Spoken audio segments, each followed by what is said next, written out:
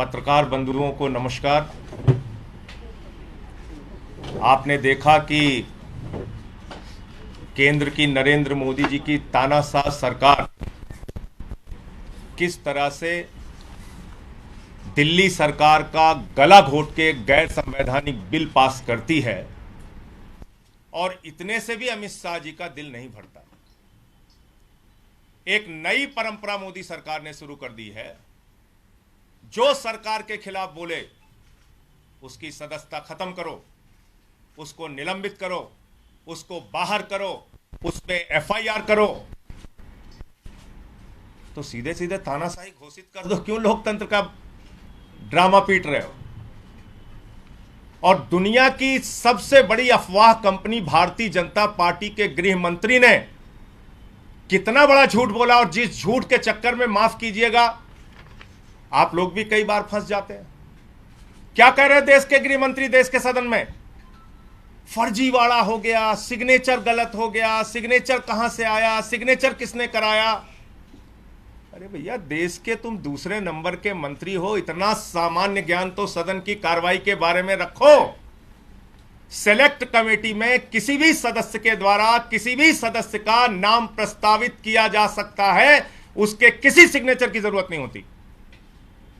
कहां से कानून लेके आए गृह मंत्री जी आप? आपका मकसद है राहुल गांधी की तरह राघव चड्ढा की सदस्यता को खत्म करना। एकमात्र मकसद है। जैसे राहुल गांधी की सदस्यता आपने खत्म करी, ऐसे राघव चड्ढा की सदस्यता आप खत्म करना चाहते हैं। लेकिन हम लोग अरविंद केजरीवाल के सिपाही हैं, हम लोग आम आदमी पार्टी के सिपाही हैं। हर हाल में तुमसे लड़ना जानते हैं, जीतना जानते हैं, और हम लड़ेंगे।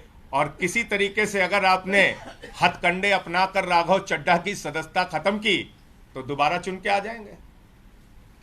तो इसलिए झूठ और अफवाह मत फैलाइए। कोई भी सदस्य किसी का भी नाम प्रस्तावित कर सकता है। बाकी और विस्तार से नियमों के बारे में राघव चड्ढा जी आपके सामने जानकारी देंगे।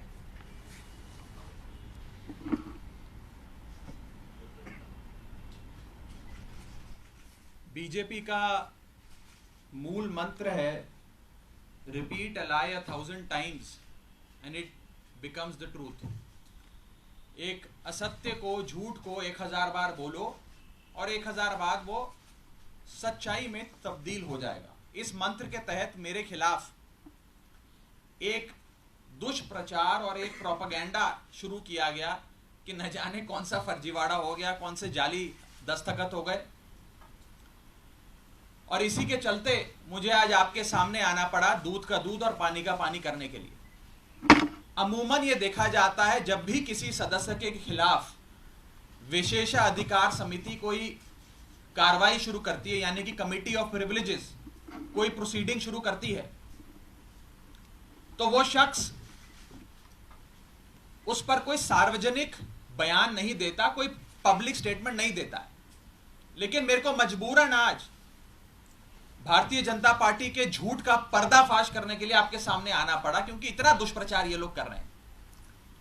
लेकिन मैं आज भी अपने बयान में ना कमिटी ऑफ प्रिविलेजेस के बारे में, ना ऑनरेबल चेयर के बारे में कोई भी बयान दूंगा। मैं सिर्फ रूल, पोजीशन और सच्चाई आपके सामने रखूंगा। पहली चीज तो यह है कि यह रूल बुक है जिसके हिसाब से राज्यसभा चलती है। यह रूल बुक, लाल किताब, इस पे लिखा है rules of procedure and conduct of business in the council of states. इस रूल बुक में जो लिखा है वो मैं आपको बताना चाहता हूं। यह रूल बुक कहती है कि किसी भी समिति के, सिलेक्ट कमिटी के गठन के लिए आप नाम प्रस्तावित करते हैं, कोई भी सांसद नाम प्रस्तावित कर सकता है, और जिस मेंबर का नाम प्रपोज किया जाता है, प्रस्तावित किया जाता है, उस मेंबर का ना साइन चाहिए, ना उस मेंबर का सिग्नेचर चाहिए, ना उस मेंबर का रिटन कंसेंट चाहिए। यानी कि इस रूल की किताब में कहीं नहीं लिखा कि सिलेक्ट कमिटी में किसी भी शख्स का, मेंबर का नाम देने के लिए आपको उस प्रस्तावित, प्रपोज्ड मेंबर की रिटन कंसेंट या सिग्नेचर चाहिए। लेकिन एक झूठा प्रचार फैलाया गया कि फर्जीवाड़ा हो गया साइन का।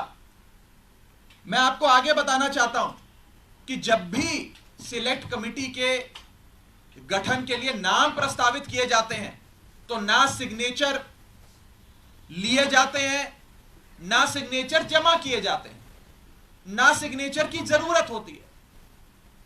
No signatures are required, no signatures are taken and no signatures are submitted. तो जब किसी का हस्ताक्षर लिया ही नहीं, जब कोई हस्ताक्षर जमा किया ही नहीं, तो यह फर्जी साइन का जो एक अफवाह फैलाई जा रही है, यह सरासर गलत, झूठ और बेबुनियाद है। और यह मैं कानून की पोजीशन के हिसाब से बता रहा हूं। और मैं आज इस मंच से बीजेपी के नेताओं को चुनौती देता हूं कि वो कागज लेकर आए मेरे सामने, show me that piece of paper जिसपे ये दस्तखत है। जब कोई दस्तखत है ही नहीं, जब सिग्नेचर होता ही नहीं, तो फर्जी सिग्नेचर की बात कहां से आ गई? मैं चुनौती देता हूं आज बीजेपी को, आप तो इतनी बड़ी पार्टी है, इतनी शक्तिशाली, इतनी ताकतवर सरकार है आपकी, वो कागज दिखाओ मुझे जहां पर हस्ताक्षर है। चुनौती देता हूं मैं आपको। अगर आप कह रहे हैं मैंने कोई कागज जमा किया है जिसमें गलत तरीके से किसी के साइन किए गए हैं, तो वो कागज लेकर आओ, मैं आपको चुनौती देता हूं आज। साथियों, मैं आपको आगे बताना चाहूंगा कि बीजेपी के अज्ञान का, उनके इग्नोरेंस का तो मेरे पास कोई इलाज नहीं है, लेकिन प्रोसेस ये होता है कि जब भी कोई विवादित कंट्रोवर्शियल बिल सदन के भीतर आता है तो एक समिति गठन की एक प्रक्रिया बताई गई है कि अगर कोई मेंबर चाहे कि इस बिल पर मतदान ना हो, इस बिल पर और चर्चा हो और इस बिल में क्या चेंजेस किए जाएं वो बताए जाएं, उसके लिए एक समिति का गठन किया जाता है। उस समिति में कुछ नाम प्रस्तावित किए जाते हैं और जिस शख्स को उस समिति में नहीं रहना, वो अपना नाम विड्रॉ कर लेता है। ये प्रपोजल है, ये प्रस्ताव है, किसी को जर जबरदस्ती नहीं बिठा दिया। मैं आपको एक बहुत सरल एग्जाम्पल के माध्यम से ये समझाना चाहूंगा और आप सब वो मेरी बात समझ जाए। मान लीजिए कि मेरा जन्मदिन है, मैं अपनी जन्मदिन की दावत देता हूं, एक बर्थडे पार्टी आयोजित करता हूं। अपनी बर्थडे पार्टी में मैं 10 लोगों को न्योता देता हूं आने के लिए। 10 में से 8 लोग मेरा न्योता स्वीकार लेते हैं, आ जाते हैं। 2 लोग मेरा न्योता नहीं स्वीकारते, उल्टा मुझे कहते हैं तुम्हारी हिम्मत कैसे हुई हमें न्योता देने की, तुम कैसे, तुम्हारी हिम्मत कैसे हो गई, मजाल कैसे होगी कि तुमने हमें अपने जन्मदिन का न्योता दे दिया। ये वही बात है, मैंने तो समिति में शामिल करने के लिए न्योता दिया, कोई हस्ताक्षर थोड़ी दिया। लेकिन वो 2 लोग मुझसे खफा हो गए। मैं आपको दूसरे तरीके से समझाने का प्रयास करता हूं। आज इस प्रेस कॉन्फ्रेंस में इतने सारे पत्रकार आए हैं, मैंने अपनी पार्टी को 10 पत्रकारों का नाम प्रस्तावित किया कि इन 10 पत्रकारों को आप आज की प्रेस कॉन्फ्रेंस में बुला लीजिएगा, मैं मीडिया से संवाद करना चाहता हूं। 10 में से 8 पत्रकार आ गए, 2 पत्रकार नहीं आए, और जो 2 पत्रकार नहीं आए वो कहते हैं इनकी हिम्मत कैसे हुई हमें न्योता देने का प्रेस कॉन्फ्रेंस का। 2 पत्रकार नाराज हो गए। ये साफ तौर पे इस समस्या का एक सरल सा एग्जाम्पल है। मैं ये बात रखना चाहता हूं कि जो मेरे खिलाफ कंप्लेंट्स दर्ज हुई, जिस मामले को कमिटी ऑफ प्रिविलेजेस को रेफर करा गया, उसका ये पार्लियामेंट्री बुलेटिन है, सरकारी डॉक्यूमेंट है। मैं आज बहुत सबूत लाया हूं दिखाने के लिए आप सबको, ताकि दूध का दूध और पानी का पानी हो जाए। ये पार्लियामेंट्री बुलेटिन है जिसके तहत मेरे खिलाफ जो कंप्लेंट्स आई उसे विशेषाधिकार समिति को विचार के लिए भेजा गया। इस पूरी पार्लियामेंट्री बुलेटिन में कहीं भी फर्जीवाड़ा, फोर्जरी, फोर्ज्ड साइन, सिग्नेचर, हस्ताक्षर, किसी भी शब्द का प्रयोग नहीं किया गया। सिर्फ इतना बोला गया कि इसकी जांच करके बताइए। अगर कोई फोर्जरी होती, कोई फर्जीवाड़ा होता, सिग्नेचर शब्द का प्रयोग तो कम से कम किया गया होता इस पार्लियामेंट्री बुलेटिन में।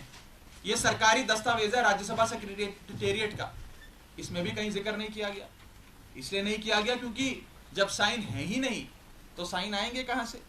लेकिन भारतीय जनता पार्टी के झूठ का मुकाबला करना आसान नहीं है, इसलिए आज आपके सामने आकर यह बात रखनी पड़ी। और जहां तक विशेषाधिकार समिति का प्रोसीडिंग्स का मामला है, प्रिविलेज कमेटी का मामला है, इस देश के कई बड़े नेताओं के खिलाफ कमिटी ऑफ प्रिविलेजेस ने प्रोसीडिंग्स शुरू करी, कार्रवाइयां करी, जिसमें स्वर्गीय अटल बिहारी वाजपेयी जी हैं, जिसमें स्वर्गीय इंदिरा गांधी जी का नाम आता है, मनमोहन सिंह जी का नाम आता है, मोरारजी देसाई जी का नाम आता है, सुषमा स्वराज जी का नाम आता है, अरुण जेटली जी का नाम आता है, उस श्रेणी के अंदर अगर हमें भी शामिल किया गया तो कोई बात नहीं है, मजबूती से अपना जवाब विशेषाधिकार समिति के सामने, कमेटी ऑफ प्रिविलेजेस के सामने देंगे। मैं शहीद आजम भगत सिंह की धरती से आता हूं और पूरी न्याय की लड़ाई लड़ूंगा, और मेरा विश्वास है कि कमेटी ऑफ प्रिविलेजेस अंत में दूध का दूध और पानी का पानी कर कर न्याय अवश्य करेगी। यह बात थी कि क्या हुआ। अब मैं आपको संक्षेप में यह बताना चाहता हूं, यह हुआ क्यों, यह विवाद कहां से खड़ा हुआ, ये क्यों इतनी अफवाह फैली।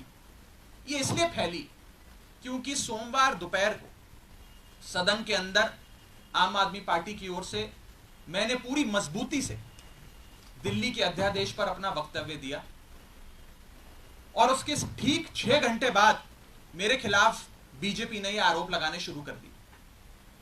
इनको दिक्कत यह नहीं है कि मैंने नाम प्रस्तावित करे, इनको प्रॉब्लम यह नहीं है कि मैंने किसी कमेटी के गठन के लिए कुछ एमपीज के नाम दे दिए। इन्हें दिक्कत यह है कि एक 34 साल के युवा ने हमें खड़े होकर ललकारा कैसे, एक युवा ने हमसे मजबूती से सवाल कैसे पूछे, और कैसे इस सुपारी जितनी पार्टी, जैसा कि गृह मंत्री जी कहते हैं, इस सुपारी जितनी पार्टी के एक युवा सांसद ने दुनिया की सबसे बड़ी पार्टी के सबसे बड़े नेताओं से देश के सबसे बड़े सदन में खड़े होकर सवाल कैसे पूछे। इन्हें दर्द इस बात का है। हमने अपने वक्तव्य में बीजेपी के पुराने मैनिफेस्टो दिखाकर उनके डबल स्टैंडर्ड्स को एक्सपोज किया, दिल्ली वालों के लिए न्याय मांगा, यहां तक कि लाल कृष्ण आडवाणी जी और स्वर्गीय वाजपेयी जी के लिए न्याय मांगा। यह दर्द शायद बीजेपी को सता रहा है, जिसके चलते आज वो मेरे खिलाफ कंप्लेंट्स कर रहे हैं। ये लोग मेरे पीछे पड़ गए, बीजेपी पूरी तरीके से मेरे पीछे है।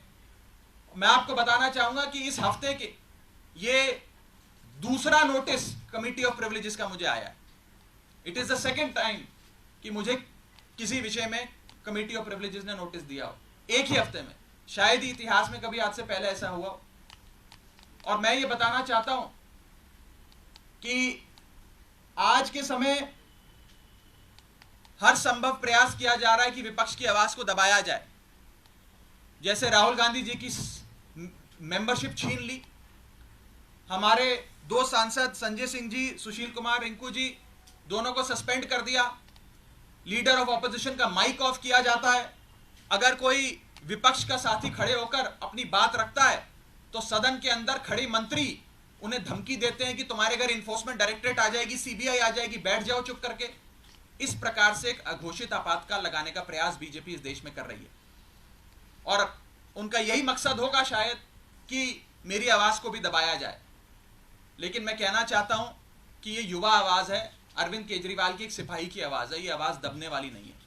आप कार्रवाइयां मेरे खिलाफ जितनी मर्जी करिए, आरोप जितने मर्जी लगाइए, लेकिन ये आवाज ना दबेगी ना बंद होगी। और अंत में मैं हाथ जोड़कर बस इतनी विनती करना चाहूंगा आप सब मीडिया के साथियों से कि ये जो आप लगातार पिछले 3 दिन से बीजेपी के झांसे में आकर ये चला रहे हैं कि कोई फर्जीवाड़ा हो गया, फोर्ज सिग्नेचर हैं, मेरा आपसे हाथ जोड़कर निवेदन है कि इस प्रकार की झूठी खबरें ना चलाएं। मैं आपसे कहना चाहूंगा कि आप सच दिखाएं। आप लोग इस लोकतंत्र के चौथे स्तंभ हैं, कृपया कर बीजेपी के प्रोपेगेंडा में ना फंसें। एक छोटे सेक्शन ऑफ मीडिया ने जरूर एक प्रोपेगेंडा चलाने का प्रयास किया और मुझे मजबूरन उनके खिलाफ कानूनी कार्रवाई करनी पड़ेगी, क्योंकि ना रिकॉर्ड्स में, ना कंप्लेंट्स में, ना पार्लियामेंट्री बुलेटिन में कहीं भी फोर्जरी शब्द का प्रयोग किया गया है। और अंत में मैं इतना ही कहूंगा कि जिन जिन सांसदों ने मेरे खिलाफ फोर्जरी के आरोप लगाए, सदन के बाहर मैंने देखा कई सारे बीजेपी के लोकसभा के सांसदों ने बयान दिए हैं। राज्यसभा के तो शायद किसी सांसद ने नहीं दिए, लेकिन लोकसभा के कुछ सांसदों ने मेरे खिलाफ ये बयान दिए हैं। मुझे उनके खिलाफ भी मजबूरन कमेटी ऑफ प्रिविलेजेस में न्याय मांगने के लिए जाना पड़ेगा, उनके खिलाफ भी कंप्लेंट दर्ज करनी पड़ेगी, और कोर्ट के बाहर भी, पार्लियामेंट के बाहर भी, न्यायपालिका में भी न्याय की गुहार लगानी पड़ेगी। और मैं हर संभव लड़ाई के लिए तैयार हूं। मैं बीजेपी से डरता नहीं और ना डरने वाला हूं। बहुत बहुत शुक्रिया। राघव, एक बात स्पष्ट कर दीजिए, आपने कहा 1 हफ्ते में दूसरी बार नोटिस आया, तो क्या आपको नोटिस मिल गया है? कल तक ये नहीं, अभी मुझे आज का जो विषय है, इस विषय पर मुझे नोटिस नहीं मिला है। जब आएगा नोटिस तो मैं पूरी मजबूती से इफेक्टिवली कॉम्प्रिहेंसिवली उसका जवाब दूंगा। लेकिन पुराने वाले एक मसले पे मुझे एक नोटिस प्राप्त हुआ है, सोमवार को प्राप्त हुआ है, और मैं उसका जवाब जरूर दूंगा। रूल बुक ये कहती है कि बातचीत करके भी कंसेंट लेना होता है कि आप देखिए, सांसदों का नाम लिख रहे हैं, क्या रूल बुक ऐसा कहती है? मैं इतना बस कहना चाहूंगा कि क्योंकि अब ये मामला विशेषाधिकार समिति के विचाराधीन है, इसकी निटी ग्रिटीज में जाकर किससे क्या बात हुई, किसने क्या कहा, मैं उस पर बिल्कुल कोई टिप्पणी नहीं करना चाहूंगा, क्योंकि ये उचित नहीं होता है। मैंने अपनी बात रखनी थी, आज मुझे मजबूरन, क्योंकि मेरी छवि खराब करने के लिए एज अ पार्लियामेंटेरियन, मेरी गुडविल, मेरी क्रेडिबिलिटी खराब करने के लिए एक प्रोपेगेंडा जो बीजेपी ने चलाया है, उसका जवाब देने के लिए आज मुझे सामने आना पड़ा, ताकि दूध का दूध और पानी का पानी हो जाए, और मैं खुली चुनौती देता हूँ।